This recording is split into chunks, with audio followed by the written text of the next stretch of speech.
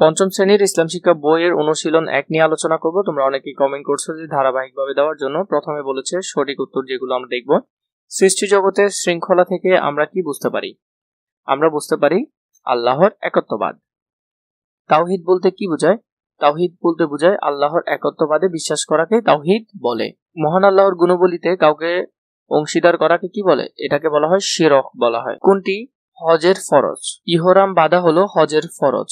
সালাতে কখন তাশাহুদ পড়তে হয়? দ্বিতীয় ও শেষ রাকাতে তাশাহুদ পড়তে হয়। দুআয়ে কুনুত আমাদের কি শিখায়? আমাদেরকে ভদ্রতা ও নম্রতা শিখায়। সালাতের ওয়াজিব হলো 14টি। কোন কাজ করলে রোজা ভেঙে যায়? ইচ্ছাকৃতভাবে পানাহার করলে, মানে তুমি যদি কিছু খাও তাহলে রোজা ভেঙে যাবে।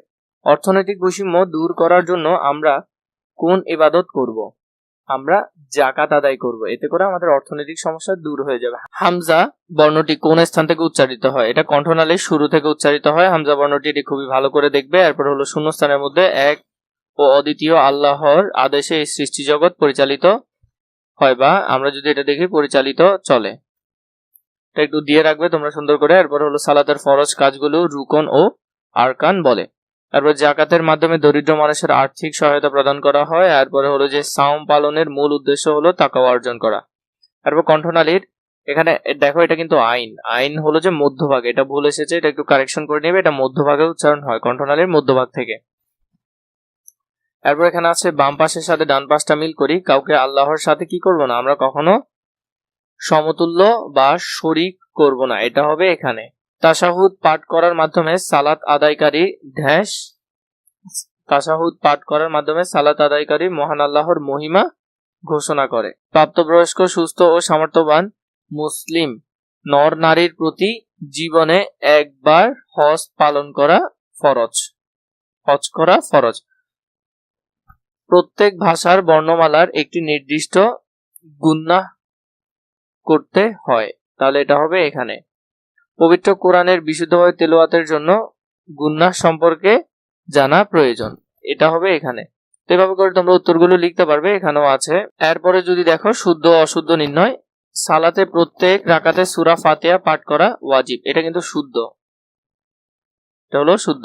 মুনাজাতের মাধ্যমে মহান আল্লাহর কাছে নিজের চাহিদা প্রকাশ করা যায়, এটাও শুদ্ধ।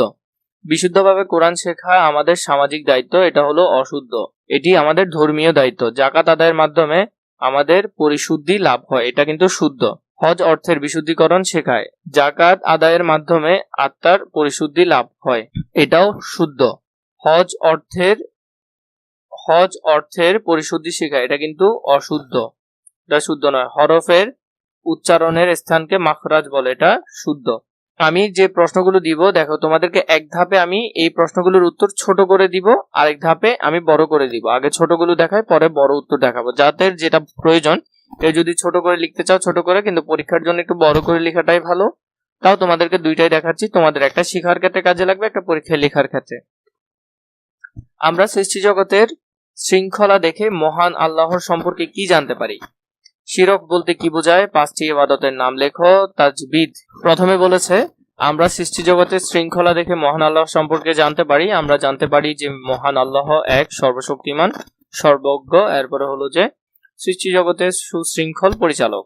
শিরক বলতে কি বোঝায়? আল্লাহর সাথে কাউকে শরীক করা বা আল্লাহর গুণবলীকে অন্যকে অংশীদার করাকে কি বলে? শিরক বলে।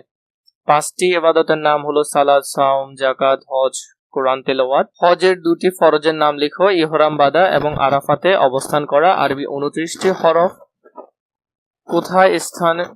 আরবি 29টি হরফ কয়টি স্থান থেকে উচ্চারিত হয়? 17টি মাখরাজ উচ্চারণ স্থান। 29টি হরফের 17টি মাখরাজ স্থান থেকে উচ্চারিত হয়। সাধারণত মুখের প্রথম ভাগ, শেষ ভাগ এবং মাঝখান থেকে উচ্চারিত হয়। কোন স্থান থেকে কফ সাধারণত পেছন দিক থেকে বা নরম তালু থেকে উচ্চারিত হয়? তাও বইয়ের মধ্যে বিস্তারিত আছে, আরো ভালো করে দেখার চেষ্টা করবে। বর্ণনামূলক কিন্তু এগুলো অনেক ছোট করে দিয়েছে, পরের ধাপে তোমাদেরকে বড়গুলো দিব। একই নিয়মে চলে এমন 5টি সৃষ্ট সম্পর্কে বলো। যেমন আমরা জানি সূর্য নির্দিষ্ট সময় উদয় ও অস্ত যায়, চাঁদ নির্দিষ্ট সময় ঘুরে, দিন রাত পর্যায়ক্রমে আসে, ঋতুর পরিবর্তন হয় নির্দিষ্ট নিয়মে, এবং মানুষ নির্দিষ্ট নিয়মে জন্ম ও মৃত্যুবরণ করে। এই সবই আল্লাহর সৃষ্টির নিখুঁত শৃঙ্খলার প্রমাণ। একত্ববাদ হলো আল্লাহ এক, তার কোনো শরীক নেই। সৃষ্টি, পালন, ইবাদত ও ক্ষমতায় তিনি একক। মুসলমানরা শুধু আল্লাহর ইবাদত করেন। ঘতে সাওমের তাৎপর্য বর্ণনা করো। সাওম মানুষকে আত্মসংযম, ধৈর্য ও তাকওয়া অর্জনে সাহায্য করে। এটি গরিবের কষ্ট অনুভব করতে শেখায় এবং আত্মশুদ্ধির মাধ্যম।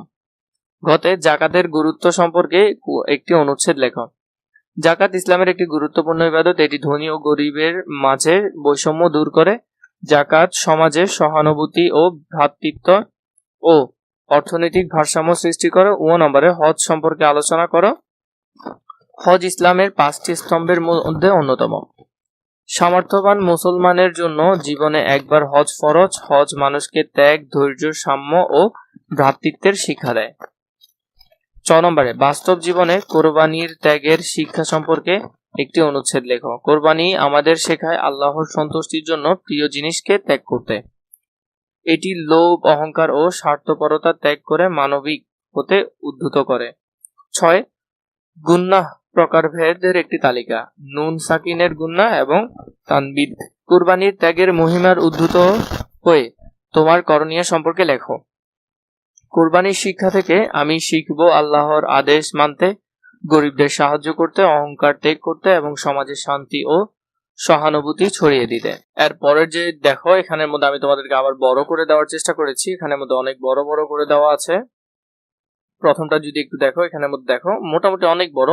এর থেকে বড় শেখার আর প্রয়োজন নাই। এখানের মধ্যে একত্ববাদের ব্যাখ্যা, এটাও অনেক বড় করে দিয়েছি। সাওম বা রোজার গুরুত্ব বা তাৎপর্য, জাকাতের গুরুত্ব, এটাও ভালো করে দেখবে। হজ সম্পর্কে আলোচনা, বাস্তব জীবনে কোরবানি বা ত্যাগের, গুনাহের প্রকারভেদ, এগুলোর মধ্যে আমি তোমাদেরকে যথাযথ বড় করে দেওয়ার চেষ্টা করেছি।